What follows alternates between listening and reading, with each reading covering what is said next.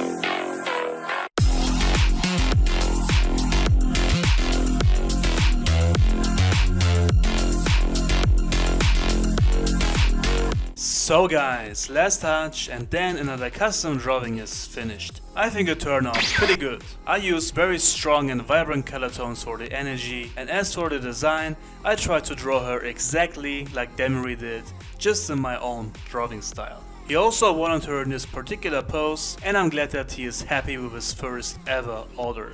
So guys, let me know in the comments what you think of this, and make sure to like this video and subscribe if you are new to both of my channels. Check the info box for all the links to my materials and my social media accounts. That's it guys, thank you all for watching and I see you on the next